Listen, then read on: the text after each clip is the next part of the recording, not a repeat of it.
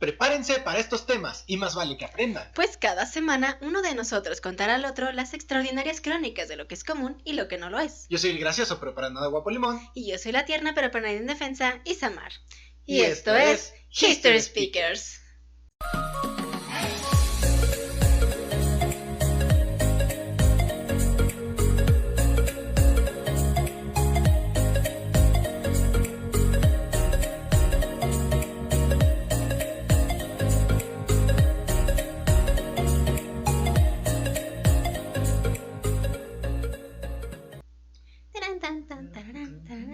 Bueno, ahí después de la intro. Hoy no hay comercial, hoy vamos directo. Sí. Hoy no hay cortes comerciales. Sí, hoy no. ¿Qué me vas a contar el día de hoy? Hoy te voy a contar algo súper extenso y algo que todos amamos. ¿En serio? Sí, y no es a Chayanne. Ah, ok. Hoy sí no hablaremos de Chayanne. Qué triste. Entonces sí, ya no quiero tema, dices. No puede ser. No, hoy te hablaré de algo que todos tenemos o que alguna vez tuvimos o que ¿Conocemos? están en varios puestos, en varias tiendas o ya también hay puestos dedicados a estos. ¿Una revista? No. Ay, chirión. Yo no Los tengo puestos de revistas.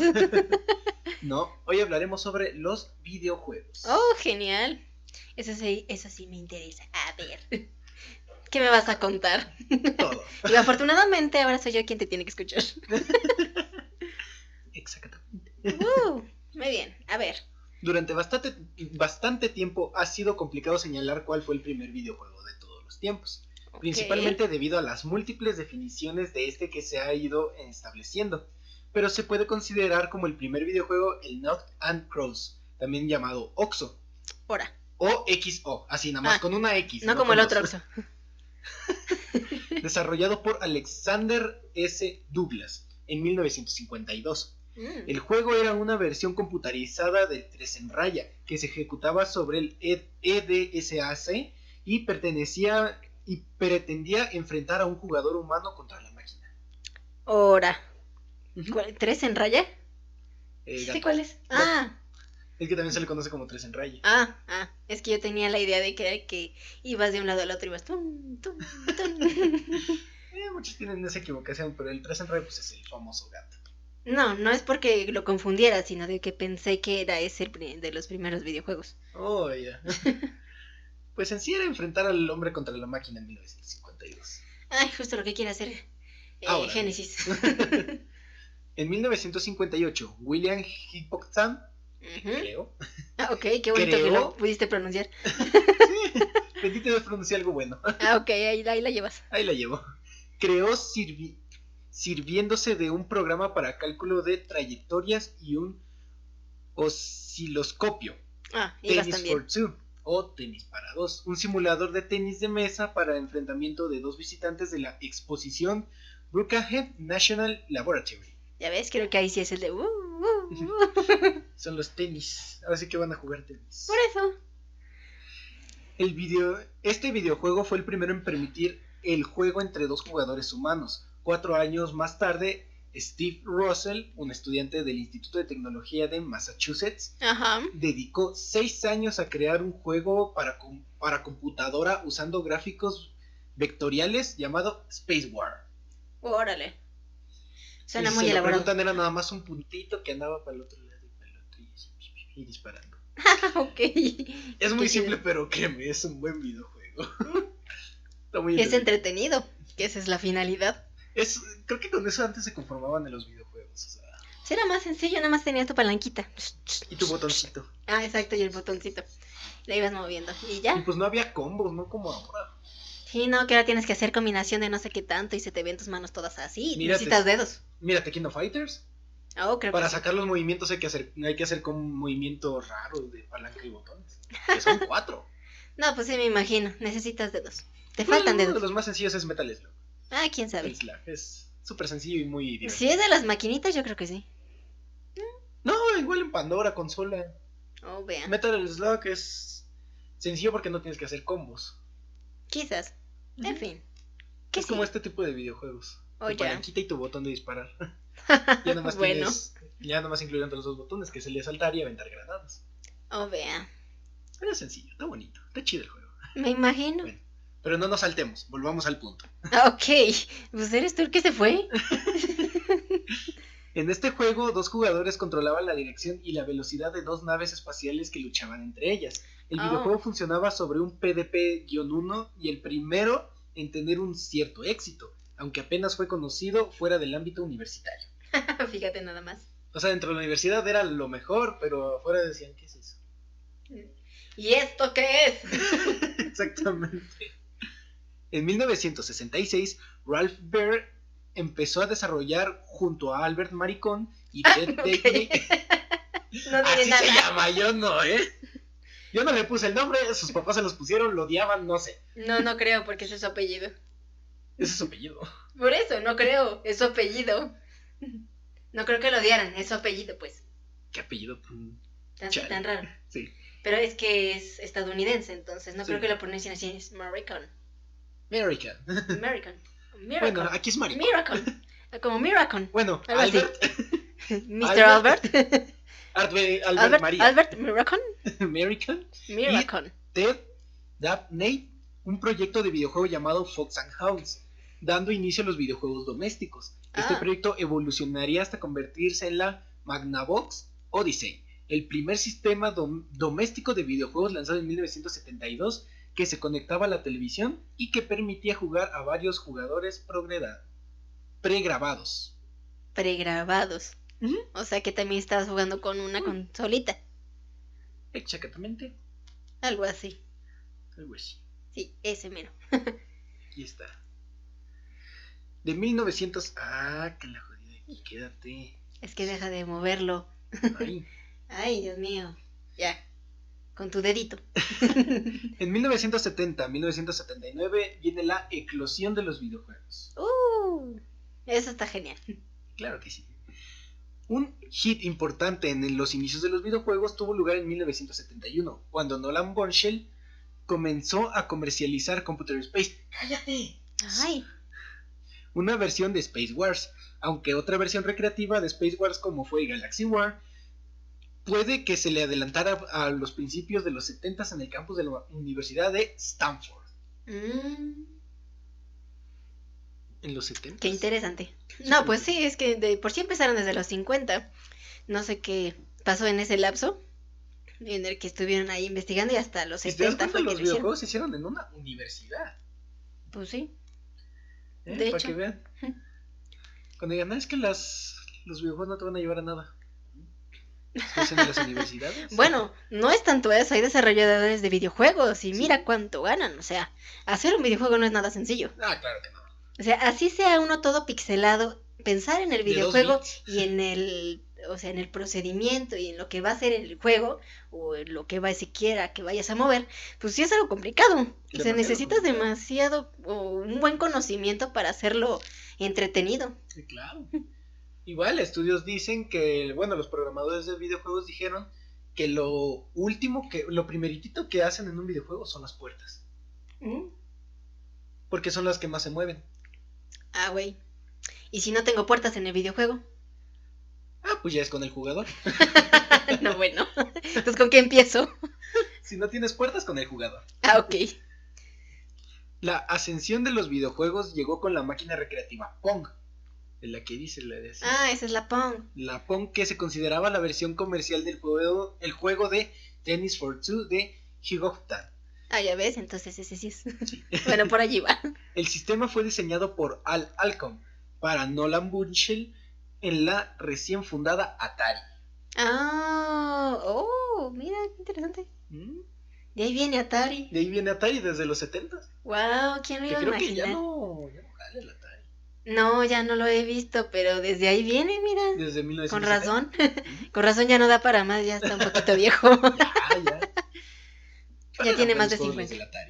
No, sí están muy chidos. Sencillos pero buenos. Sí, bastante. El juego se presentó en 1972 y fue la piedra angular del videojuego como industria. Durante los siguientes años se implementaron numerosos avances tecnológicos en los videojuegos, destacando los microprocesadores y los chips de memoria. Aparecieron en los salones recreativos juegos como Space Invader o Taito y Asteroids, el Atari. Oh, vean. La de Space Invasion es, no sé si lo hayas visto, es un clásico ese juego. Que son como 4 o 5 filitas así y va bajando. No, sí. Sí. Hermoso juego. Sí, bastante bueno. Muy entretenido. Que te digo, es la finalidad del videojuego. Entretenerte. Ya dejen el modo historia y dejen de criticar a los juegos, por favor.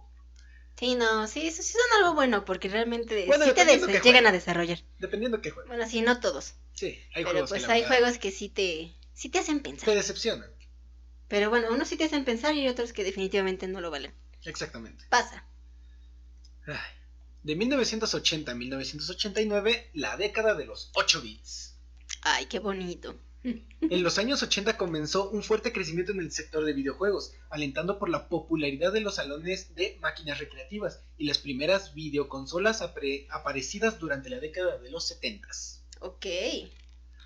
Durante estos años destacan sistemas como Odyssey 2, la Philips, o la Intellivision, la Mattel, o la Collectivision de Coleco, o la Atari 5200, la Commodore 64, la TurboFax o la NEC. Por otros lados de máquinas recreativas triunfaron como el famoso Pac-Man, que fue la Namco, la Battlezone, que fue del Atari, y la Pole Position de Namco. Dilo despacito. De la Namco, la Tron, que fue de la Midway, y la Saxon, con doble X, Z y doble X, de la Sega. Oh, Sega. Sega entonces, empezó ahí desde los 80. Desde ese tiempo también está Mattel, mira lo que estaba escuchando. ¿Quién diría que también empezó con los videojuegos en vez de hacer juguetes? Exactamente. Eso sí fue extraño. A menos que estemos hablando de otra de Mattel. A lo mejor es otro Mattel. Probablemente. Porque Mattel es con doble T. Este sí está con doble T. Oh, entonces es probable que sea el mismo. Sí. Habrá que investigar. Sí, hay que investigar eso nada más. El negocio asociado a esta industria alcanzó grandes cosas en estos primeros años en los 80s. Pero, sin embargo, en 1983 comenzó la llamada crisis del videojuego, afectando principalmente a Estados Unidos y Canadá, y que no llegaría a su fin hasta 1985. Ok, ¿y por qué la crisis del videojuego? La crisis del videojuego se le llamó porque no había suficientes monedas. ¿Monedas? ¿Monedas? ¿Para qué monedas? No te estoy viendo. Sí, las para monedas todos. que le echabas a la máquina recreativa. Ah, ok, o sea, son para activar la maquinita. Ajá. Ah. De hecho, en Japón también pasó eso. También se le llamó la crisis de las consolas. Porque no había suficientes monedas y el gobierno hizo más monedas para que pudieran seguir jugando. Ah, ok, eso está por eso fácil es que también de el yen japonés está un poco devaluado. Bueno, pero pues, o sea, qué chistoso que tuvieran que hacer más monedas para que se pudiera seguir jugando. Suena chistoso, pero es real, es 100% verídico. No, sí, lo están mencionando, pero qué cosa tan curiosa. De hecho, es muy curioso. Que hablando de Japón, ahí vas. Japón apostó por el mundo de las consolas con el éxito de la Famicom, llamada en Occidente como Nintendo Entertainment System, lanzada por Nintendo en 1983, mientras en Europa se destacaba por los microprocesadores como el Commodore 64 y el Speedroom. No es Speedroom, Speedroom. Speedroom. Speedroom. Ah, Speedroom. Ok. Speedroom. Por eso, Chrome. Speedroom. A la salida de su particular crisis, los norteamericanos continuaron la senda abierta en los japoneses y adoptaron la NES como principal sistema de videojuegos. A lo largo de la década fueron apareciendo, Ay, no dormí bien. Nuevos sistemas domésticos como la Master System, la Sega, y el Amiga, el de la Commodore, y el 7800 del Atari, con juegos hoy en día considerados clásicos como el Tetris. Ah, pues sí, ese es una clásico de clásicos con tu minijueguito que traes en las manos. Sí. Sí, ese es y de hecho normal y natural. Hay concursos profesionales de Tetris. Debe que de el ganador ser. Se lleva no sé cuántos miles de dólares. Órale. Qué impresión, ¿ya vieron que los videojuegos sí dejan algo bueno? Sí, dejan dinero. Digo, por lo menos si no eres bueno para la escuela, sé bueno para los videojuegos. De hecho, hay gente que vive de los videojuegos, ¿no? Sí, lo sé. Aparte de los streamers, o sea, los jugadores profesionales. Sí, no, aparte también he visto de los que prueban los videojuegos. Los gamers. Ajá, entonces ellos antes de que saquen un juego le dicen, ¿sabes qué? Sí o no. Los beta testers, también llamados así. Ay, no sé cómo les llaman, pero sé que son así. Sí, Sí, los beta testers. Algo así. A finales de los 80 comenzaron a aparecer las consolas de 16 bits, como la Mega Drive de la Sega y los microprocesadores fueron lentamente sustituidos por las computadoras personales basadas en arquitecturas de IBM. Ok, eso está bueno.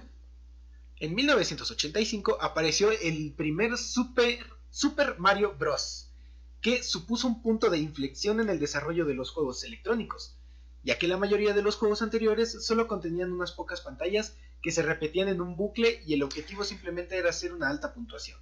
El juego desarrollado por Nintendo supuso un estallido de creatividad, y claramente. Sí, obviamente. El Mario salió como que fue un boom, y fue un gran boom en su año. Si lo hubieran sacado más adelante no hubiera... Sí, a lo mejor no habría tenido tanto impacto. Pero aquí sí, no porque era algo diferente. O no hubiera progreso en los videojuegos. Es muy probable, pero como fue algo diferente y que ya no te mantenía en una sola pantalla, por decirlo de alguna manera, te desafiaba, por eso fue que pegó. Y tenían un modo historia. Ahora sí que por decirlo, fue el primer juego que tenía un modo historia. Bueno, eso sí, que tenía un trasfondo en el que tú tuvieras que avanzar. Exactamente. Órale. Y pues también en los mundos, porque digo, sabemos que Mario Bros es súper extenso. Exactamente. Prosigo. En el campo de las recreativas, destacaron videojuegos como Defender, Cry-X, Dig Dug, Bubble Bobble, Glaunter, On Brown o Shinobi, además de producirse un gran cambio en cuanto a la nacionalidad de los juegos, pasando a ser japonés la mayor productora. Debe de ser. Sí, ¿cuántos juegos no han salido de ahí? Por eso es a lo que me refiero. Sí, debe de ser. Pero bueno, sí lo entiendo. Otra rama de los videojuegos que creció con fuerza fue la de los videojuegos portátiles. Estos comenzaron a principios de los 70 con los primeros juegos completamente electrónicos lanzados por Mattel, los cuales difícilmente podían considerarse como videojuegos. Fueron creciendo en popularidad gracias a las convenciones recreativas como realizadas en el Coleco o adictivos microjuegos como la Game & Watch de Nintendo. La evolución definitiva de las portátiles como plataforma de videojuego llegó en 1989 por el lanzamiento de la Game Boy. Oh, vean. ¿De quién? De Nintendo. ¿De quién sabe? No es cierto. ¿Y de quién estábamos hablando? De Nintendo. Estamos hablando de los videojuegos de Nintendo. Exacto. Sí, ¿la historia de quién es? Pues es que en sí Nintendo fue el mayor en su época. De hecho, sí. Sí, porque realmente ya se están todo sobrepasando con Mario. Un poquito. Pero pues por lo menos ya Pero las actualizaciones del Smash Bros. Eso sí. Tiene que seguir. También. Digo, hay algunos videojuegos. Hay algunos videojuegos que sí lo ameritan que continúen con eso. Porque sí, el de Crash es bastante bueno. Si pusieran a Steve de Minecraft, que no pongan a Crash. Bueno, es que la verdad no he jugado Minecraft, así que no tengo idea. Aquí me entenderán. Quizás.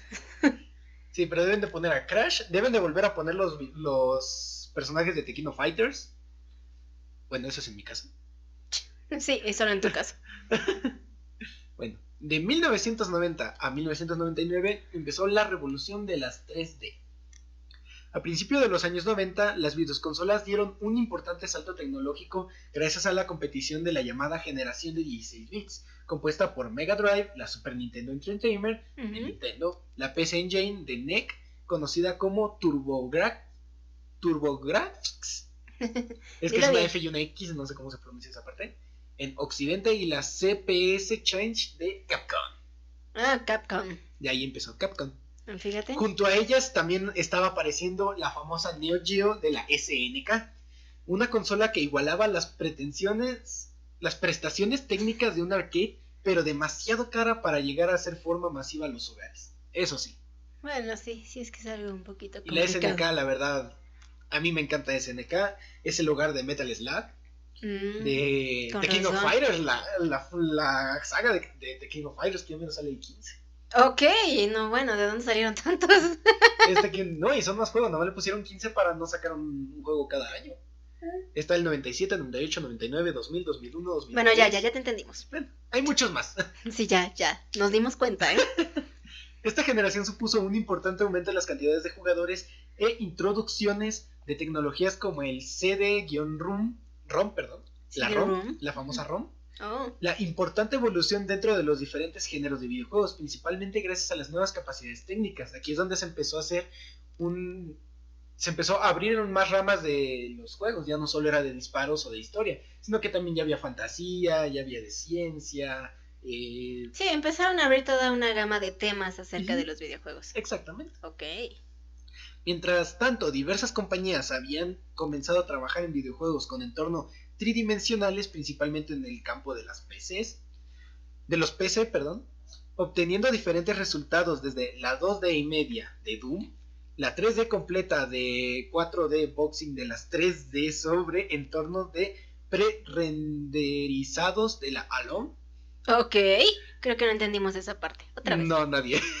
No, bueno, y entonces la tienes ahí solamente ¿por qué? Porque esto sí es importante, pero no sé qué quiere decir. Ah, ok. Es importante y no sabemos por qué. Si alguien lo sabe, por favor que le explique. Y Alone, a todos. Del videojuego Alone in the Dark.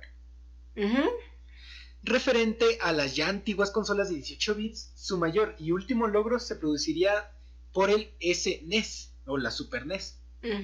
Mediante la tecnología 3D de pre-renderizado de la CGI, siendo su máxima expresión juegos como Donkey Kong Country y Killer Inside. Sí, lo conozco.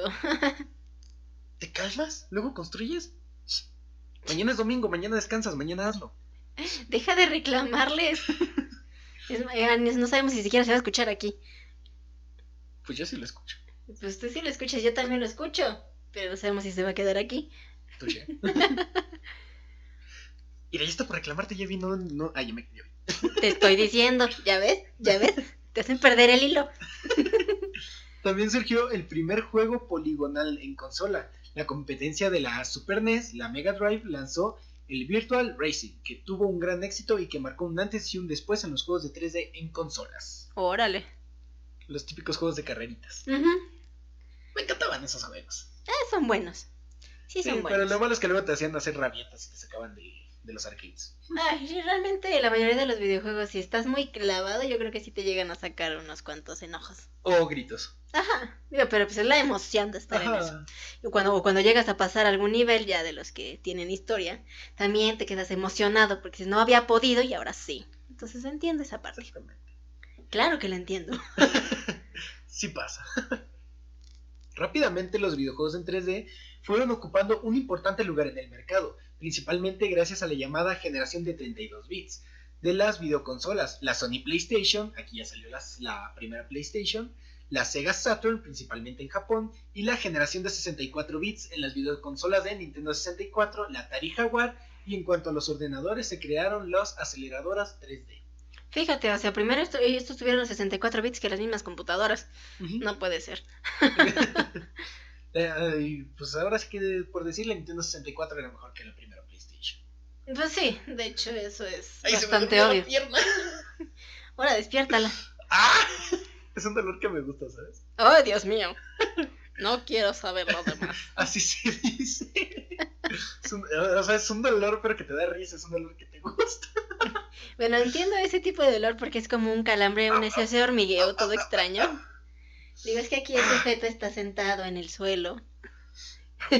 Entonces por eso es de que no se le durmió la pierna. La pompa. Te lo juro, no quiero que llegue ahí. Ok. Una vez se me durmieron las dos piernas, íbamos en carro. No, fue horrible ese día. Me imagino, pero bueno, estamos aquí dando el verbario cultural de por qué se te durmió la pierna. Entonces, como está sentado en el suelo y las piernas las tiene extendidas, entonces es por eso que se le llegaron a dormir. ¿Qué? ¿En serio? Es que no las mueves, por eso se te duermen. Están en una sola posición. Entonces, si no te llega a calambrar, te llega a doler. Y en este caso, pues, sentiste el hormigueo. Sí. Es por eso, te tienes que mover. Chinga, ¿cuándo se me rompió mi tenis? No sabemos, pero nadie lo está mirando. Y iba a alzar el pie, ¿verdad? Pues no creo, porque seguramente vas a tirar algo. Sí. Mañana en el contenido adicional lo...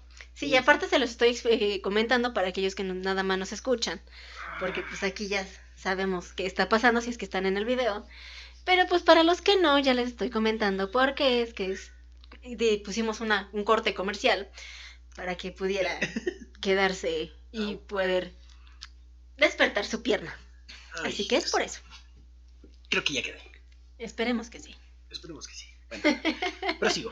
En fin, después del brevario cultural. Exactamente. Continuamos. La consola Sony apareció tras... Perdón. Va de nuevo. La consola Sony apareció tras un proyecto iniciado con Nintendo. denominados la Super NES PlayStation, que consistía en un periférico de la Super NES con lector de SD. Al final Nintendo rechazó la propuesta de Sony, puesto que Sega había desarrollado algo parecido sin tener éxito, y Sony lanzó independientemente PlayStation. ¡Órale! O sea, hay que agradecerle a Nintendo porque hay PlayStation. Exactamente. ¡Qué chido! ¿Quién lo diría? ¿Te imaginas a PlayStation siendo de Nintendo? De Nintendo no, sería un super imperio de los videojuegos. ¿Pero crees que estarían los exclusivos como The Last of Us? Pues no lo sabemos, porque hay muchas cosas exclusivas que son de Xbox, de Play, de Nintendo, y así se la llevan. No, ahorita la mega compra que se hizo Xbox. ¿Se ¿De compró quién hasta Candy Crush? No fue bueno, no fue Xbox, ¿no? El que se la Por eso compró. Xbox compró Candy Crush, compró Sí, por eso, pero no fue la PlayStation. Esos Fue- son por separado. Ah, es cierto. Ay, por eso, vas a Fue estar así. ¿También qué se compró? No, es que no me acuerdo, porque Halo primero lo compró. empezó, no, Halo Halo lo es de compró. Xbox, No pero pero bueno, primero empezó Xbox comprando no sé qué tanta cosa y después le siguió PlayStation. Ah, sí, cierto. No, ya me acordé. Compró, haz de cuenta, los Halos, pero creo de que de la 1 a la Reach. Ay, sí, no sé. Aquí Pero bueno, el público conocedor de los videojuegos me entenderá. Y PlayStation se compró la de la 5 a la que sigue. no, bueno, Para que Xbox no tuviera tantos exclusivos. no, bueno. Le Qué sudó. qué curiosos son, porque ni sudó. siquiera el de Crash, creo que ya lo pusieron para la mayoría, porque antes solamente estaba para el Play. Ajá. Entonces, Pero así le se traen sudó, las a cosas. PlayStation le sudó. Ok, pero bueno, mientras es eso, continúa. Bueno, regresando al hilo de la historia, agradezcamos a Nintendo que existe PlayStation. Muy Bueno, bien. para los amantes de PlayStation. Sí, porque a mí también me agrada, pero no tengo ninguna consola de Play. Ah, no, sí, el 1. Ay, La madrecita chiquitita. Porque había uno cuadrado grande, ¿la que dos? fue de los primeros. No, No. el primero. Ah, el primer PlayStation. primero, sí era más grande. Y a mí me tocó el chiquito. Está muy chido. Deberías traerlo. Ahí lo tengo. Ah, bueno. Hay que ponerlo, nada más. Sí. Por su parte, los arcades comenzaron un lento pero imparable declive según aumentaba el acceso de las consolas y ordenadores más potentes. Por su parte, los videojuegos portátiles, producto de las nuevas tecnologías más poderosas, comenzaron su verdadero auge, uniéndose a la Game Boy máquinas como la GameWare de Sega, el Link de Atari o la Neo Geo Pocket de la SNK. ¿Qué es esa? La Neo Geo Pocket es una cosa muy hermosa. ¿En serio? Neta, los videojuegos, ahora sí que los personajes son como tipo chibi de anime. Oh. Pero como en 8 bits o en 16 bits. Muy monos esos. Ok, Personajes. me lo puedo imaginar. Están muy hermosos. Luego ponemos imágenes. Ok. Aunque ninguna pudo hacerle frente a la popularidad de la Game Boy, siendo esta y sus descendientes como la Game Boy Pocket, la Color, la Advance 6P y las dominadoras del mercado. ¿Y cuáles son las dominadoras del mercado? Todas las Game Boy. Ah, Esas miras. O sea, los otros sí tenían popularidad, pero no le llegaban a la Game Boy. no, eso sí lo sabía. El Aparte que Game la Boy Game Boy ya siempre fue muy... llevaba años ¿cómo se Sí, de estar en el mercado, ¿no? Ajá. O sea, de... Como... Ya le llevaba años de ventaja a los Ándale, demás. de ventaja. O sea, sí, era más que obvio. Mm. Sí, lo llegué a ver. A finales de la década, la consola más popular era la PlayStation, con juegos como Final Fantasy VII del Square, la Resident Evil de la Capcom, la Winning Eleven 4 de la Konami, que esa la Konami igual es una super empresa. Ah, sí. Gran Turismo de Polyphone Digital Sí, lo conozco. y Metal Gear Soldier de la Konami. Sí. Ese también era Bueno, bueno. los conocí, pero no los jugué. Al Yo menos no la los- mayoría. O sea, yo siendo menor, la verdad sí me di la oportunidad de jugar todos estos juegos clásicos. Bueno, no te diste la oportunidad. Tuviste la oportunidad. Bueno, Eso es tuve la diferente. oportunidad de... Sí, eso es diferente. No es lo mismo. Gracias a los primos que tenían diferentes consolas. Por eso. En PC eran muy populares los FPS, Ay. juegos de acción en primera persona, como Ajá. la Quake de la id Software, la Unreal Epic Mega Maze o la Half-Life de la Valve. Ujú. Valve, que Ya, no voy a decir nada de Valve. Y los RTS, los juegos de estrategia en tiempo real, como Command y Conquer de la Webstuck o Strathcard de Blizzard. Igual Blizzard es una gran empresa de desarrollador de videojuegos. Oh, ya. Lo que tiene Valve es que nunca sigue sus de línea temporal sus juegos. Oh. Por ejemplo, está Half-Life, nada más llegó hasta el 2. Ok. Left 4 Dead, uno de mis juegos favoritos, llegó hasta el 2, nada más igual. Y hasta ahí los deja. Pues es su problema. O sea, es su decisión. Pero ahora sí que el problema de Valve es que ¿cómo decirlo? Invierte más en juegos que no tienen este futuro. Ok. Por ejemplo, algo así como Televisa con sus novelas. Exactamente. Ah, ok, muy bien. O sea, en vez de que hagan Half-Life 3, Left 4 Dead 3 y todos los juegos, se dedican a hacer más videojuegos que la verdad no tienen un futuro. Pues déjalos. Mira Ubisoft lo que le pasó. Ah, bueno, eso sí. Pero déjalos. Es su problema, su empresa. Pero duele, ¿sabes? El día que tú hagas tu empresa de videojuegos, ahí sí le das una línea temporal. Además, conexiones entre ordenadores mediante internet facilitaron el juego de multijugador, convirtiéndolo en la opción predilecta de muchos jugadores y fueron las responsables del nacimiento de la MMORPG, juegos de rol multijugador online o la Ultra Online Origin. Finalmente, en 1998 apareció en Japón la Dreamcast de la Sega y daría como comienzo a la generación de los 128 bits. Wow, qué impresión. Desde el 2000, el comienzo del nuevo siglo. En el 2000, Sony lanzó la anticipada PlayStation 2, una de las mejores consolas. Lamentablemente no la pude jugar. La PlayStation 2, ese monstruo nunca conoció un juego original. Con eso te digo bueno, todo. eso sí lo sabía. Digo, uno de mis primos lo tenía, pero yo no llegué a jugar en la PlayStation 2.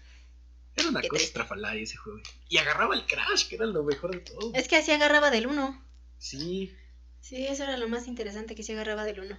Pues creo que eso estuvo bien, fíjate. O sea, porque así porque no tiras tus... a partir del 3 fue cuando ya no quiso. Ajá.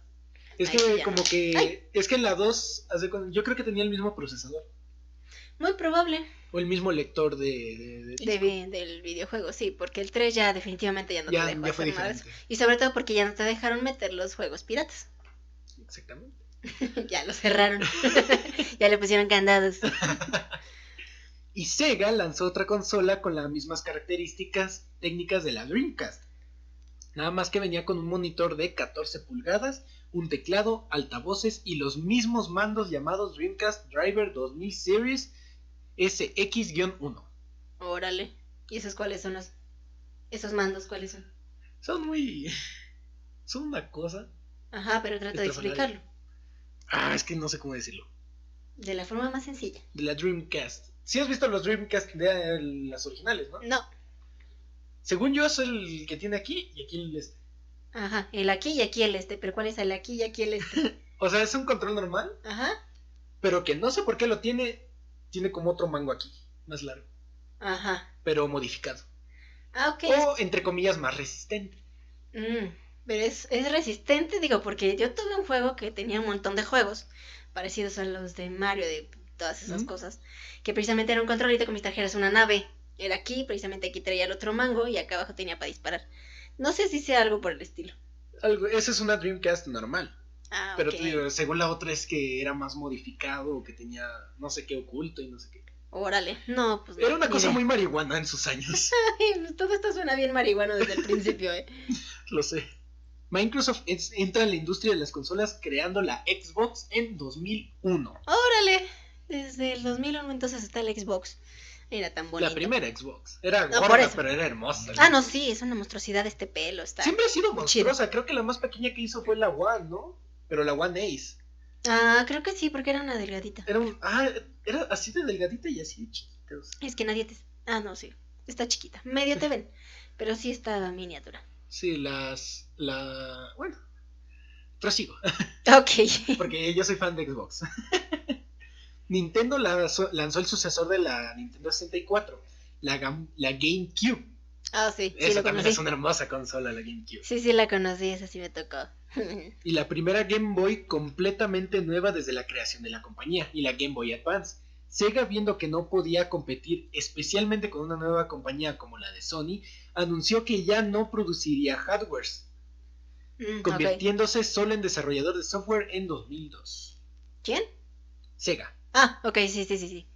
Ahora sí que él ya no hace... Sí, no, ya no hace la consola. Solo hace videojuegos. Exactamente. Eso es lo que creo que fue una decisión muy inteligente. Sí, bastante. Digo, o sea, porque realmente su empresa y es que ya para competir en ese ramo de hacer el video, bueno, la consola del videojuego, y es que nada más pues, antes eran dos y se les unió Xbox. Sí, entonces ya eran más competidores. Ajá, entonces, ¿sabes qué? Que... Les dejo eso. Y Sega nada más tenía Sony. Digo, del Sonic. Ajá. Entonces, qué bueno que tomó esa decisión. Y los otros quienes tenían ya Nintendo tenía Mario, Luigi, Sí, ya había hecho un montón de cosas. Ajá, Sony igual, y Xbox pues a lo mejor también entró... Pues era más importante en el mundo de los videojuegos. Y como era nuevo, todos querían probar a fuerzas la Xbox. Exactamente. El ordenador personal, PC, es la plataforma más cara de videojuegos, pero también la que tiene mayor flexibilidad. Esta flexibilidad proviene del hecho de poder añadir al ordenador componentes que se pueden mejorar constantemente. ¿Cuáles son? Tarjetas gráficas o de sonido y accesorios como volantes, pedales, mandos, etcétera, etcétera, etcétera. Exacto. Además, es posible actualizar los juegos con parches oficiales o con nuevos añadidos relacionados por la compañía que se crea los juegos u otros usuarios, los famosos mods. O vea. Sí, el Left 4 Dead 2 con mods es una cosa muy ¿Loca? Hermosa. Sí. No, me lo puedo imaginar. Haz de cuenta, tu personaje, no sé, puede ser cualquiera. Y los zombies, no, pues los puedes poner zombies de Minecraft, zombies de Resident Evil. Los zombies especiales, no sé, a uno lo puedes poner como hot dog. Ok, bueno, son como... Bob Esponja. Ok, ya me lo imaginé. Es como si estuvieras modificando tu videojuego. Ya. También por eso también lo llamaron mod. Mod de modificador. Qué interesante. La historia de los videojuegos tiene su origen en la década de 1950. Okay, Ahí fue desde donde inició. Sí, eso es un breve. Cuando, tras el fin de la Segunda Guerra Mundial, las potencias vencedoras de la guerra construyeron los primeros superordenadores programables y los primeros intentos por implementar programas por carácter lúdico, inicialmente programas de ajedrez. No tardaron en aparecer y se fueron repitiendo durante las siguientes décadas. Los primeros videojuegos modernos aparecieron en la década de los 60 y desde ese entonces el mundo de los videojuegos no ha dejado de crecer y desarrollarse con el último límite que se ha impuesto en la creatividad de los desarrolladores y evolución tecnológica. En los últimos años se asiente a una era de progreso tecnológico dominada por una industria que promueve un modelo de consumo rápido donde las nuevas superproducciones quedan obsoletas en pocos meses, pero donde a la vez un grupo de personas e instituciones consideradas del papel de los programas pioneros, las compañías que definieron el mercado y los grandes visionarios tuvieron en el desarrollo de la dicha industria, han iniciado en el estudio formal en la historia de los videojuegos. Fíjate. Un pequeño resumen de lo que son. Un pequeño resumen de lo que ya hablamos. Exactamente. Algo así.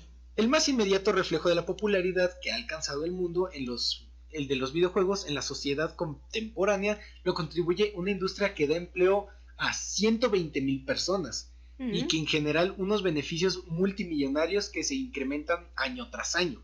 Wow. El impacto que supuso la aparición del mundo de los videojuegos significó una revolución cuya implicaciones sociales, psicológicas y culturales constituyen el juego de estudio de toda una nueva generación de investigadores sociales que se está abordando en un nuevo fenómeno desde la perspectiva interdisciplinar, haciendo uso de metodologías de la investigación tan diversas de las específicas de la antropología cultural, la inteligencia artificial, la teoría de la comunicación, la economía o la estética, entre otras. Al igual ocurría con el cine y la televisión, el videojuego ha logrado alcanzar en apenas medio siglo de historia el estatus de medio artístico. Semejante logro no ha tenido lugar sin ninguna transformación y evolución constante del concepto mismo del videojuego, y de su aparición ha sido como un experimento en el ámbito académico, Logró establecerse como un producto de consumo de masas en tan solo 10 años, ejerciendo un formidable impacto en las nuevas generaciones que se veían con los videojuegos con un novedoso medio audiovisual que se les permitía protagonizar en adelante sus propias historias. Sí, debe de ser, porque desde que empezaron a tener mucho auge, es de que hizo un boom el videojuego en todas sus consolas. Por eso es que se volvió tan popular. Y también por eso lo satanizaron tanto, diciendo de que era malo y todo lo demás, porque sí pasaba. Incluso en los videojuegos que son portátiles sucedió lo mismo. O sea, como veías a todos los chicos pegados al videojuego, entonces también dijeron, no, es que es malo, no debe estar ahí, todo lo demás. Y digo, si es excesivo, claro que es malo, obviamente como todo. Pero pues también te ayuda pues en algunas coordinación cosas. mano-ojo, puedes estar concentrado en 6 cosas a la vez. Sí, exacto. Entonces sí te ayuda. O sea, no es todo malo, pero también no te excedas. Igual te ayuda a prestar mucha atención en los detalles. Ajá. Bueno, hay algunos que sí te obligan a prestar atención. Exactamente. Dark Souls. Y varios. Ese juego es una pesadilla para los novatos. Hay varios. Sí.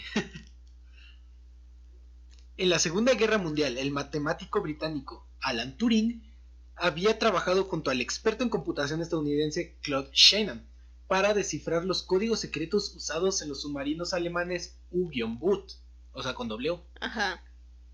Las ideas de ambos científicos que ayudaron a establecer las bases de la moderna teoría de la computación señalaban la inteligencia artificial como en el campo más importante hacia el que había que dirigir todos los esfuerzos de investigación.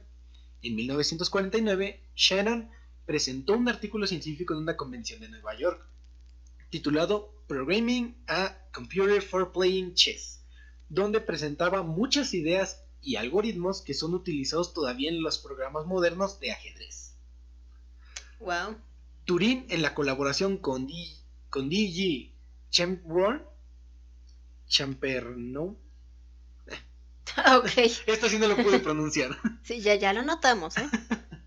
Había escrito ya en 1948 un programa de ajedrez que no pudo ser implementado, pues que no existía un ordenador con la potencia suficiente para ejecutarlo, pero en 1952 puso a prueba su programa simulando los movimientos de la computadora.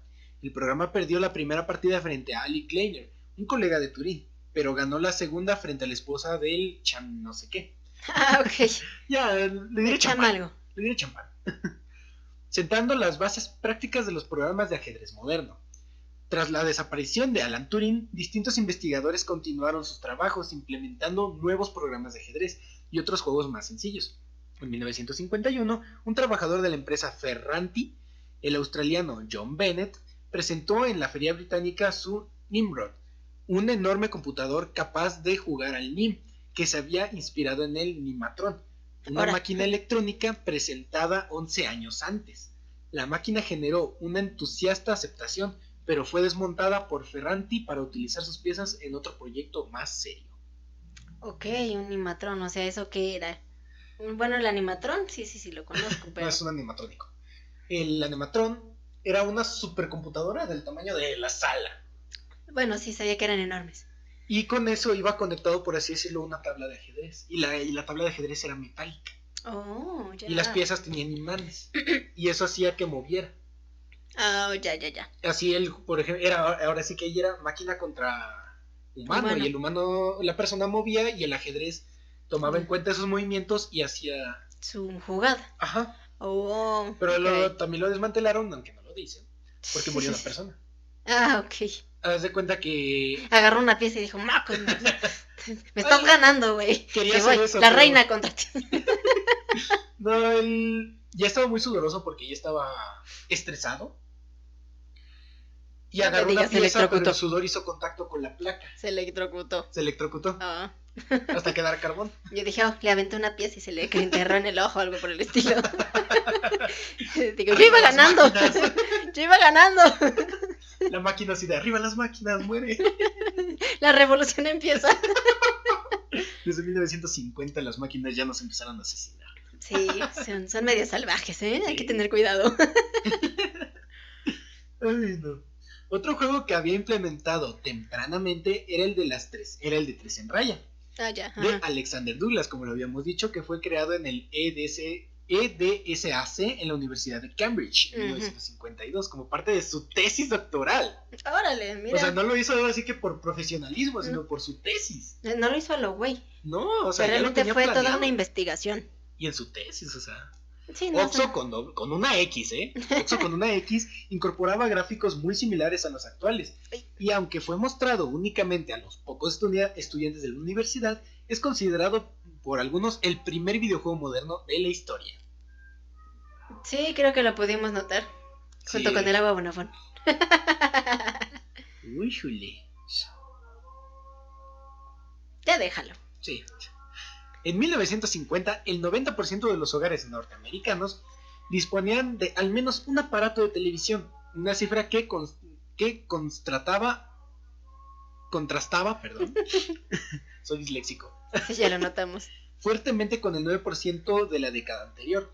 Era natural de diversas personas relacionadas con este mundo comenzasen a preguntarse si era posible usar estos aparatos para otra forma que no fuese una simple recepción de programas. Ya en 1947, la compañía Dumont había explorado la idea de permitir a los espectadores jugar con sus aparatos de televisión. ¡Órale! Thomas Goldmich y Sclemen, dos de sus empleados, patentaron su tubo de rayos catódicos. No sé qué sea eso.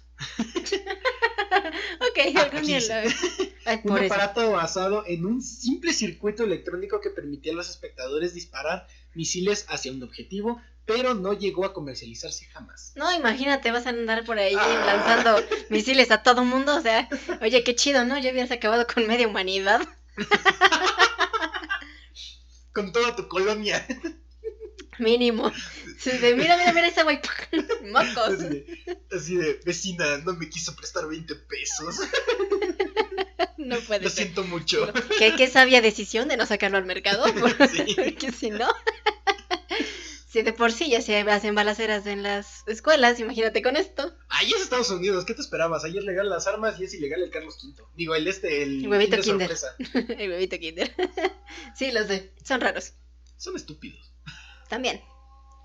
Pocos años más tarde, un ingeniero de origen alemán que acabaría siendo considerado por muchos como Hitler. No es cierto.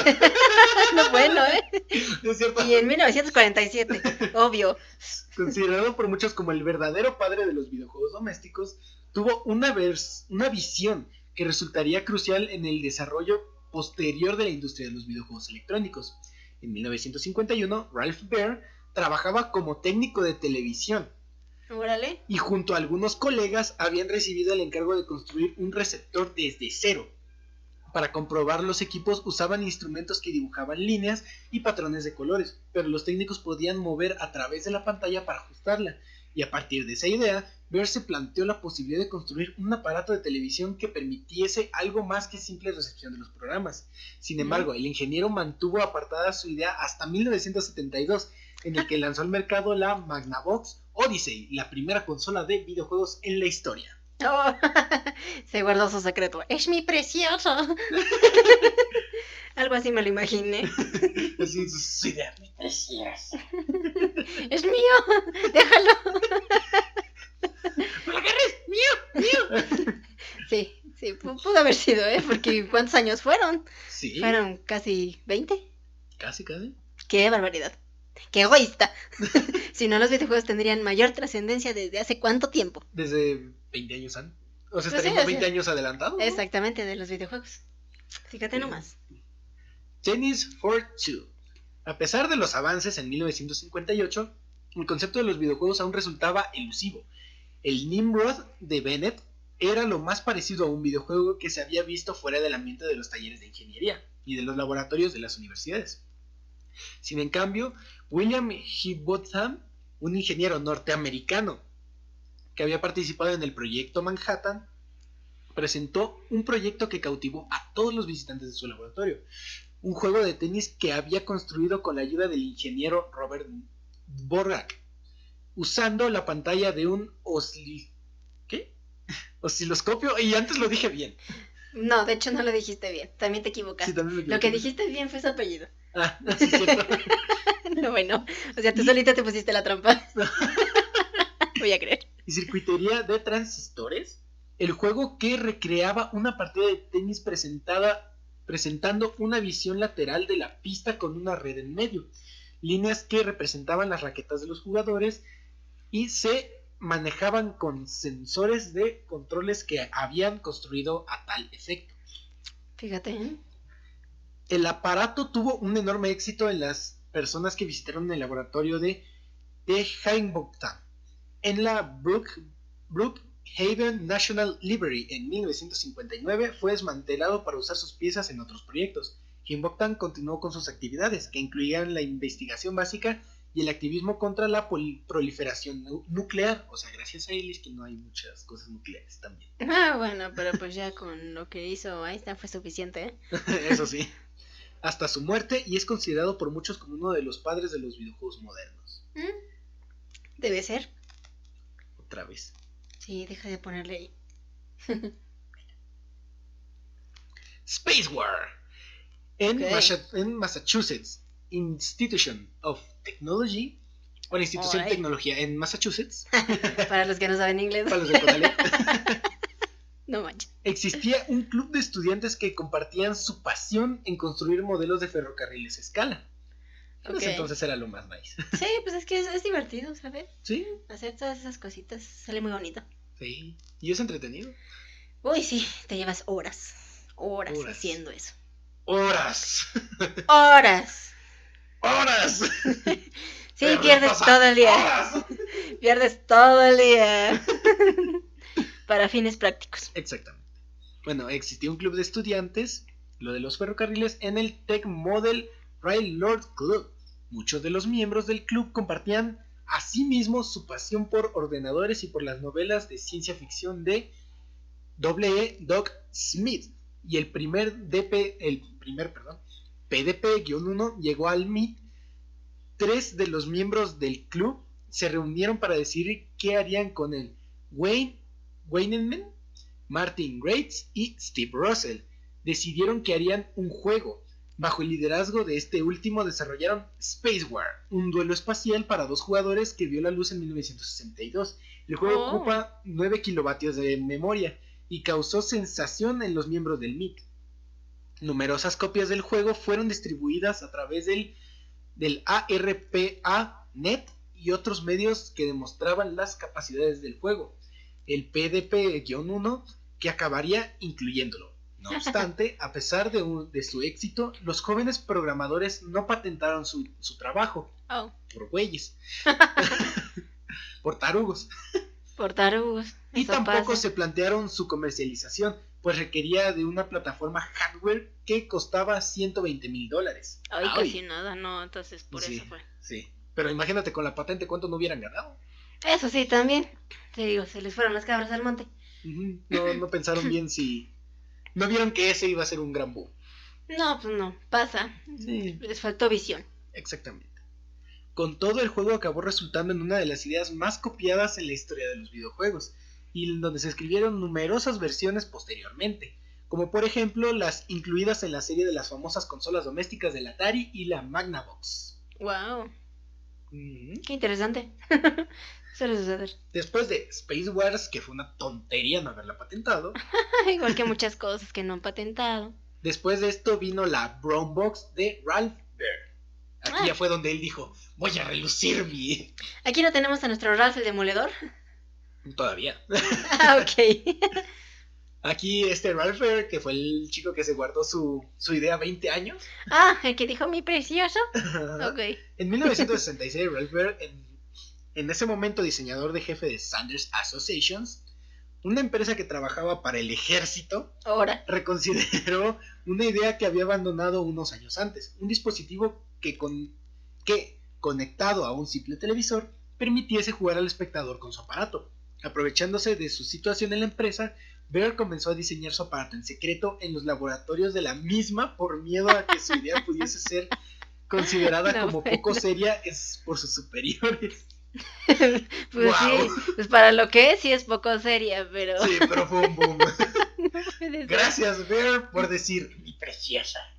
Sí, ya vimos por qué. No, y lo hizo en secreto en el mismo laboratorio donde trabajaba. Sí, eso es lo que estamos escuchando. ¿Y cómo lo escondió? ¿Quién? O a lo mejor se lo llevaba. Bueno, es que realmente anteriormente no había tanto problema con guardarse algo. Ahorita como ya está todo muy cerrado, entonces ya no es tan fácil hacer las cosas. Y de todas maneras, esto pues ya no es considerado malo, entonces es más fácil poderlo realizar. Digo, a menos que estés en un trabajo de oficina y estés desarrollando otra cosa, entonces ahí sí es una jalada. ¿Cómo lo vas a ocultar? Estés trabajando en PlayStation y hagas juegos para Xbox, ¿no? Sí, pues, digo, ¿cómo lo vas a hacer para ocultarlo? Pues no hay manera, ¿verdad? Entonces hay que ser un poquito coherente.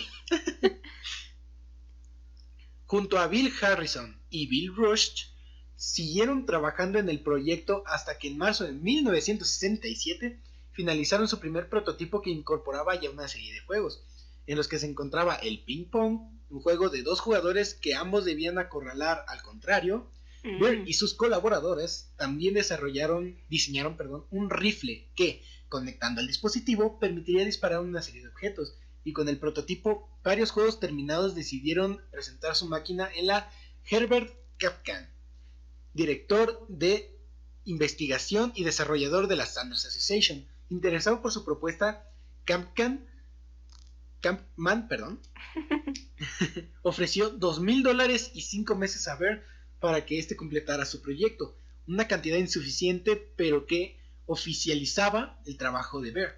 Su Brown Box, como así la llamó, tuvo un efecto mucho menor en otros altos rangos, en otros altos cargos de la empresa. Pero en todo caso, a finales de 1967 el proyecto estaba casi completo y atrajo la atención de la Teleprompter Corporation, una compañía de televisión por cable cuyos ejecutivos habían visto el aparato durante una visita a las instalaciones de Sanders. Tras una negociación que duraron 2 meses, no se llegó a ningún acuerdo y las ideas de Beer fueron relegadas por segunda vez al olvido. No, pobre Beer. O sea, le fue mal en ese sentido. Sí, pobrecito. Pobrecito. Hay algunas cosas que definitivamente tenían que pasar después. Sí. En la década de los 70s, la Galaxy Game, la primera máquina de arcade en la historia. A finales de la década de los 60s, Bill Pitts, un estudiante de la Universidad de Stanford, fascinado por el Space War, tuvo la idea de hacer su versión del juego que fusionase con monedas para su explotación en los salones recreativos. Aprendan de Bill. Aquí es de donde salen las monedas. Ajá, exactamente. Aquí este fue el culpable de que tuviera que ser más monedas. En todos lados. Y de la crisis de los videojuegos. Exactamente, gracias a este vato. Ok. Ay, no. Desafortunadamente, el precio del hardware requerido para ejecutar el programa estaba mucho más elevado de los propietarios de los salones, acostumbrados a pagar $1,000 por las máquinas electrónicas de la época, que podían permitirse. Cuando el nuevo PDP-11 apareció en el mercado al económico precio de $20,000. ¡Ay, qué económico! Regalado. Súper económico, ¿eh? Mira, hasta yo puedo tener una. Con el cambio que me sobró ahorita que fui a mi clase. De las tortillas. Con eso la haces. Nada más ahorra tu cambio. O sea, es como que quieres ir al concierto de Bad Bunny y no tienes dinero y a veces quieren que te regalen. Si a fuerza dices que te paguen porque estás formada. O sea, igualito. Se pasa. Pitts pensó que tenía ante sí la oportunidad real de construir su máquina y llamó a Hugh Tuck, un amigo de la high school, para construir su prototipo. En 1971 ambos formaron Computer Recreation Inc. con el propósito de construir una versión operada con monedas de la Space War. O sea, a se pusieron buzos. Pitts se hizo cargo de la programación y Tuck, ingeniero mecánico, construyó la cabina. Tras 3 meses y medio de trabajo, habían finalizado la máquina, pero decidieron cambiar el título del programa a Galaxy Game. El intento tuvo cierta resonancia, pero un precio de 10 céntimos por partida no resultaba rentable. De modo que construyeron una segunda versión de la máquina que permitía a un solo computador del PDP-11 hacerse cargo de hasta 8 consolas simultáneamente. No me quedé así. Amortizando. Se te fue. Amortizando así los gastos. La máquina fue instalada en junio de 1972 en el Coffee House de la Treasury Union, cerca de la Universidad de Stanford. Ahí permaneció con bastante éxito hasta 1979, cuando fue desmantelada y almacenada en una oficina. En 1997 a 2000 fue expulsada de la Universidad de Stanford. Desde entonces se exhibe en la Computer Museum History Center de Mountain View en California. Wow, pobre consola. La sacaron de la universidad y ya no se pudo graduar. Oh, perdón. Quiso ser programador de sistema. Y no pudo, ya no acabó. No acabó la carrera. Pero carrera trunca, por cierto. Pero está en... Está en el museo. Está en un museo. Mira mi mamá, soy famosa. Han pasado 87 años. Aguas, te vayas a ahogar. Ay. Te pasas, oye. Ay, un poquito nada más. Ay, no. Le digo, nada más avísame para que no estés tomando agua. Si no, lo vas a mandar directo a la cámara. Por eso lo hice así. Necesito de churro. Ay, no, qué risa. La Computer Space. Los inicios de Atari. Ok. Nolan Bushnell, como Bill Pillis, habían descubierto el Spaceware durante sus días de estudiante en la Universidad de Utah. De Utah, Mauser. Ok. Pero a diferencia de Pitts, Bushnell sí tenía un interés genuino por el negocio del entretenimiento, lo que, unido a los altos conocimientos del campo de la ingeniería eléctrica y su dedicación al mismo, acabó dirigiéndolo a la misma idea que había tenido Bill Pitts. Introducir Spaceware en los salones recreativos del país podría reportar una enorme suma de dinero. Claro. La idea, no obstante, resulta complicada de poner en práctica en 1968, mientras Bushnell trabajaba como ingeniero para la Ampex, se percató de la salida al mercado de la Data General Nova, un computador que costaba únicamente $3,995, muy por debajo de la media de la época. Bueno, eso sí. ¿De los 20,000? Era barato, pues. ¿De los 20,000? Sí, o sea, el de los 20,000 era... Uy. De los 20,000 con tu cambio de las tortillas. Aquí es el cambio de los chicles. Exactamente. Y enseguida pensó en usarlo para poner en práctica su idea. Junto a Ted Denman, otro ingeniero de Ampex, construyó un prototipo, pero el computador resultó demasiado lento y en 1970 el proyecto fue abandonado. Bushnell y Dabney decidieron dejar a un lado la idea de utilizar el computador de propósito general para construir una nueva máquina dedicada exclusivamente a ejecutar el programa. El nuevo aparato no poseía un CPU, un componente demasiado caro en esa época, sino que usaba componentes discretos fabricados por ellos mismos, así como un aparato estándar de televisión en blanco y negro, como monitor. En verano de 1971, Bushnell y Dabney se habían asociado bajo el nombre de Saizgai Engineering para presentar su prototipo al Nothing Associates, una empresa que comercializaba un aparato electrónico de preguntas y respuestas, de preguntas y respuestas. Claro, ya. Ahí está. Entre otros productos. Nothing mostró interés hacia el proyecto y se encargó de la fabricación del primer modelo, usando una carcasa del diseño futurista. En noviembre de 1971, 2 meses después de que Pitts y Tuck hubiesen instalado su primer prototipo, el primer Computer Space se instaló en el bar Dutch Goats, cerca del campus de la Universidad de Stanford. Cerca del campus. La competencia del otro, del Spaceware. Se pusieron en los centros recreativos, uno cerca del otro. Uno enfrente diciendo, ¿qué? Es algo así como si tuvieras a... Oxxo y Starbucks de enfrente, ¿no? No, Andati, de hecho no estaba pensando en eso, estaba pensando en el crustáceo cascarudo y en el balde. El balde de carnada. Ese mero, así, igualitos. Igualito. Ay, qué risa. Y aquí está. Y obtuvo un éxito inmediato entre los estudiantes. Ahí está, esto salió mejor. Pues sí. Animando a Nothing a la fabricación de la serie del aparato. Sin embargo, cuando las primeras unidades de Computer Space se pusieron en circulación en bares, salas de juego, no consiguieron el éxito esperado. El sistema de control y el objetivo de las partidas resultaban muy complicados para el público no universitario, con lo que sus creadores solo recibieron $250 por su trabajo. Ay, qué triste. Bushnell y Dabney finalizaron su contrato con Nothing Association el 27 de junio de 1972 por problemas de derecho de autor. Cambiaron el nombre de su empresa por el de Atari. Ya. Y de ahí viene Atari. Así que hay que agradecerle al Nothing. ¿Al Nothing? Por crear Atari. De hecho, por demandarlos. Por mandarlos directitito a la goma. Exacto. Magnavox Odyssey, la primera videoconsola de la historia. Ralph Baer no había desistido de su empeño, y en enero de 1968 se había hecho con la primera patente de sus conceptos sobre videojuegos. Del mismo modo, había continuado presentando su patente por sus conceptos.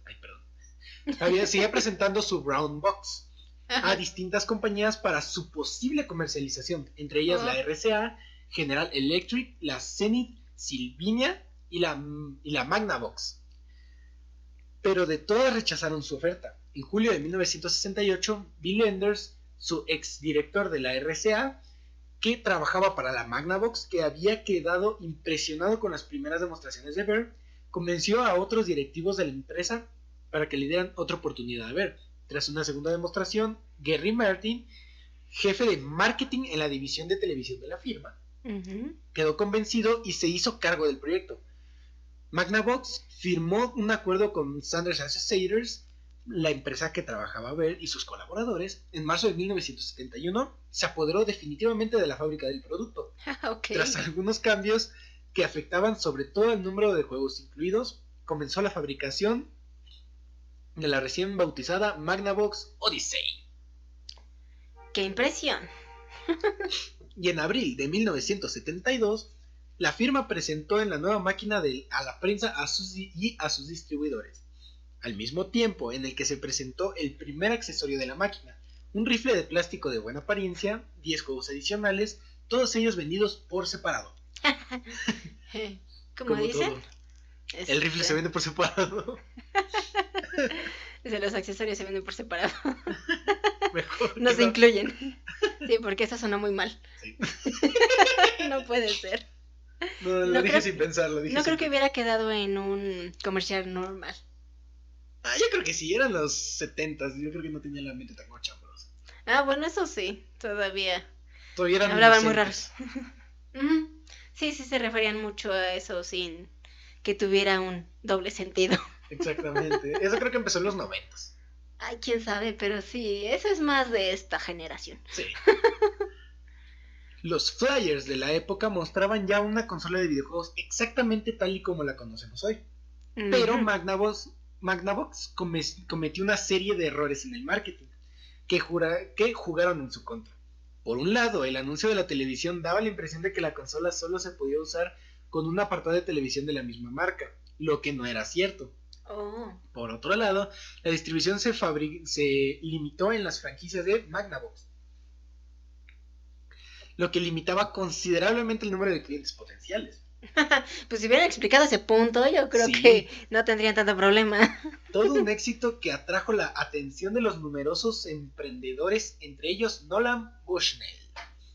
Y aquí es donde empieza el multiverso de los videojuegos. Donde empiezan a salir todas las compañías de los videojuegos. Qué interesante. Pong, el nacimiento de la industria. El 24 de mayo de 1971, Nolan Bushnell estaba en el público asistente de la demostración de la Magnavox Odyssey, que estaba teniendo un lugar en el Burlingame, California. Bushnell tuvo una oportunidad ese día de jugar el ping pong, uno de los juegos que incluía la serie de la nueva consola, y tras este episodio contrató a Alan Alcorn, un ingeniero de Ampex, a quien puso a trabajar en una versión arcade del juego que recibió el nombre de Pong. Fíjate, en vez del ping, dejaron el Pong. Exactamente. Qué interesante.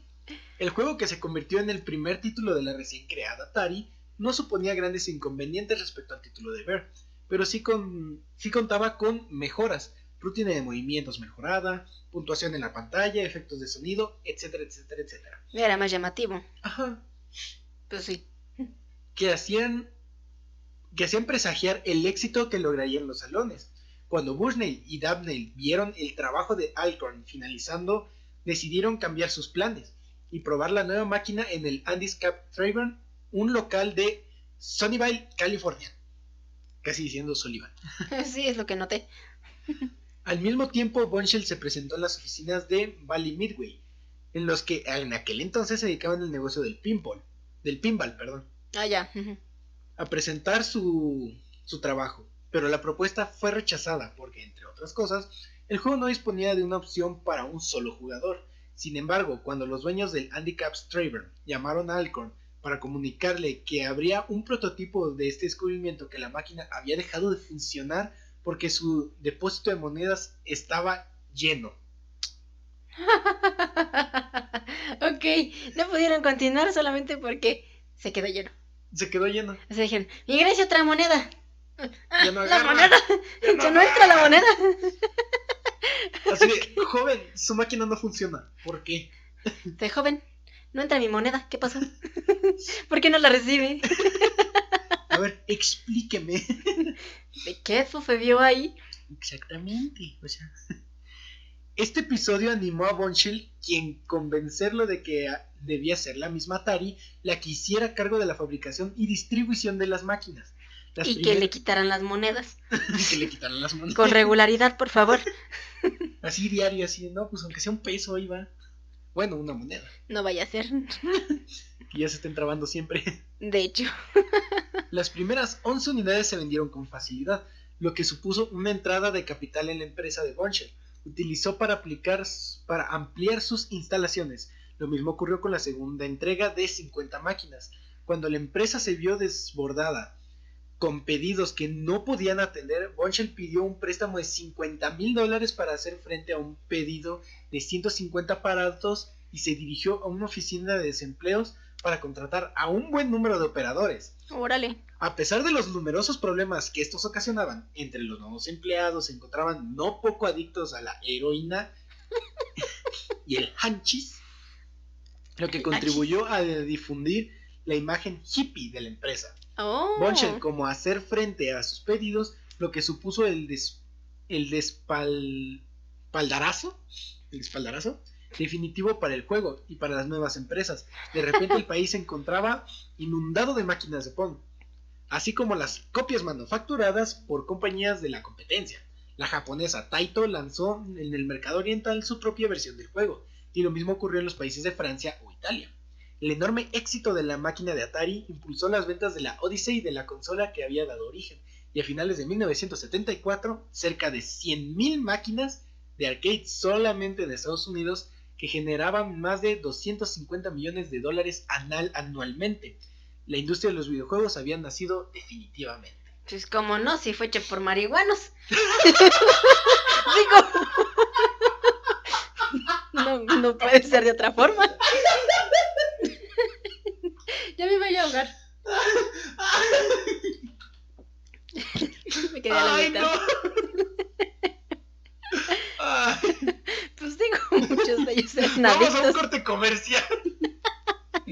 A que se le pase la risa. No puede ser. Pero tiene sentido, ¿sabes? Así de, carnal, ¿y si hacemos esto? Más bien, ¿qué estoy viendo? Y de ahí nada más se pone a copiarlo. Ay, no, vamos a hacer un juego así, y así, y así. Y se queda, a ver, dame de la tuya porque no lo estoy viendo. Digo, porque creo que no me estoy conectando contigo, préstame. No me estoy contando con el universo. Digo, me estoy conectando a otra cosa. Espérame, dame de la tuya para ver si llego al mismo estado de... Estamos en la misma sintonía. Ay, no, ahora sí te pasaste.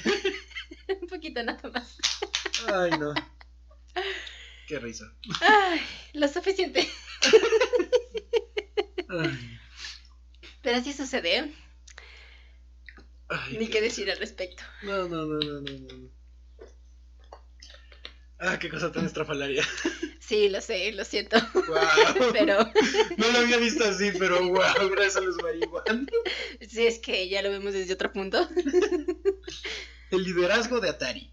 El inmenso éxito de Pong en 1972 reestructuró por completo el negocio del entretenimiento. Los videojuegos eran más novedosos y confiables a los juegos electrodomésticos. Electromagnéticos. ¿Yo qué? ¿Los juegos electrodomésticos? Digo, ¿a poco jugabas con el microondas? Aguántame, que también llamo el marihuana, Te digo, y eso que no traes el hachís.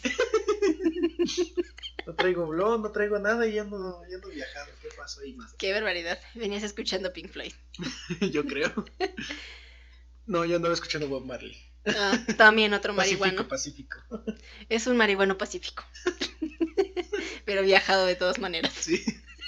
Bonitas canciones, pero viajado. Sí. Electromagnéticos típicos de la época, pues carecían de elementos mecánicos susceptibles de ruptura o desgaste. En 1973, 15 compañías habían lanzado al negocio de los videojuegos, un negocio que en un año antes estaba exclusivamente a manos de Atari. Los videojuegos de esta compañía no dejaban de ser simples copias de Pong, mientras que en la compañía que había creado el juego original seguía aportando nuevas innovaciones. Bombshell llegó a editar un manifiesto de circulación interna que clara inspiración hippie, en el que declaraba que la compañía mantendría una atmósfera social donde todos serían amigos y camaradas, aparte de la organización jerárquica. Amigos, siempre amigos seremos. Sí, ajá, y luego. Y que Atari no toleraría ningún tipo de discriminación, incluyendo la dirigida a los peludos y a los no peludos. Así dice. Yo creo que ese discurso lo estaba diciendo mientras estaba todo. No, yo creo que ese discurso lo estaban estableciendo a personas con barba o sin barba. Con barba, sin barba, porque sabemos que si es en los 70s, o sea, se veía mucho esa parte, tenías que estar ¿Pero qué no podían decir a personas con pelo y lampiñas? No lo sé, eran muy raros para hablar, acuérdate. Touché. ¿Qué cosas con estos hippies? Sí, ya sé.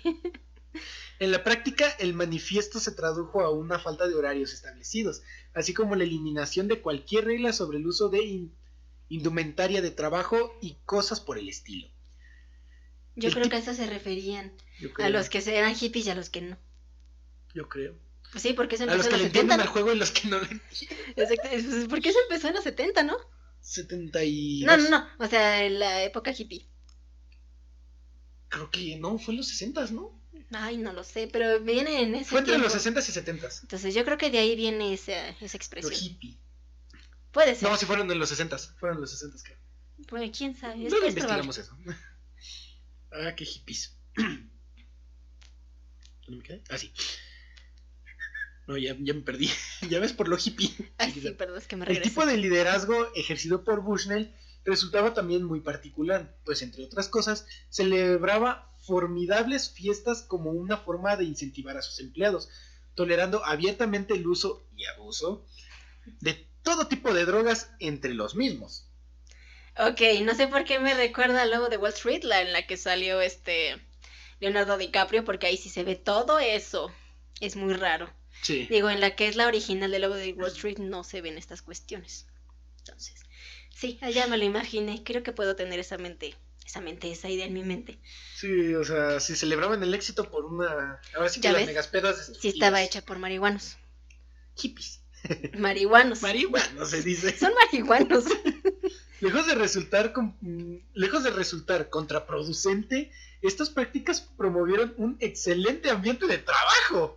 Pues claro, estaban todos bien relajados y cada quien en su mundo, ¿cómo no? No, digo, así hasta yo. Así cualquiera, o sea. Pues sí, digo, no, o sea, no manches, si me dan todas las facilidades para decir, ok, déjame doy un toque para poder trabajar, pues digo, cualquiera se relaja. Oye, ya andas bien feliz, hijo. Ay, no, qué risa. Y la firma comenzó a comercializar una nueva serie de productos, cada cual más innovadora. Mientras sus competidoras no hacían más que lanzar nuevas copias de Pong, Atari comercializó nuevos éxitos como Space Race, Random, Gotcha, Quadrapunk, Touch Me, Tank y Quack. Y Grand Tank. Y Grand Tank 10, perdón. Ok. X. En 1974. Ok. Cada uno de los cuales suponía en la práctica de la inauguración de un nuevo género. ¿Y sí? Pues sí, de hecho cada uno se fue formando por su propio lado. ¿Quién diría que los videojuegos fueron hechos por marihuanos? Sí, hasta ahorita lo voy reconociendo y eso por esa parte de la historia. Tras una fallida incursión en el mercado japonés, Bungie creó Key Games en 1973, una compañía filial dirigida por su amigo Joe Kinnan, que fue presentada como la compañía de Atari. La nueva firma comercializó varios clones de los productos de Atari, permitiendo a vender juegos en exclusiva, entre comillas, a los distribuidores al mismo tiempo, con lo que Bungie conseguía burlar las leyes de la industria. Jora. En diciembre de 1974, la relación entre ambas compañías salió a la luz, pero King Games siguió comercializando títulos hasta 1978, año a partir del cual sus máquinas llevan el sello de King Games a Wholly Owned Subsidiary of Atari Inc. Órale, qué interesante. Qué nombre tan largo, por cierto. Sí. Ya nada más quedó como Key Games. Mejor. Sí. Para fines prácticos. Más rápido. Sí. En 1975 salió al mercado el Telegames Pong, la primera consola doméstica de Atari, distribuida por Sears. El nuevo producto que permitía jugar Pong en casa en Kansas, obtuvo un éxito inmediato, vendiendo cerca de 150,000 unidades, generando una enorme cantidad de ingresos para la compañía. Otra vez. Obvio. Y otra peda. ¡Súper! De esas destructivas de las que dices... ¿Qué pasó ayer? ¿Cuándo acabó? ¿Acabó? Así que dice, es que mi mamá me dio chance hasta las 10. Güey, llevamos 3 días pisteando. De esas. Es que no me dijo el día. Me dijo a las 10 por exacto, pero no me dijo qué día. No se lo tomen como pretexto, exacto. Aquí lo hacemos chiste, no hagan eso. Exactamente, por favor. Si les dijeron a las 10, regrésense a las 8. Sí, para que tengan tiempo para regresar. Exactamente. Y Cuídense. más si van como chinicuilas. Así que, todo con exceso. Ah, no, todo con medida. Y nada sin exceso. De aquí a que meten la llave.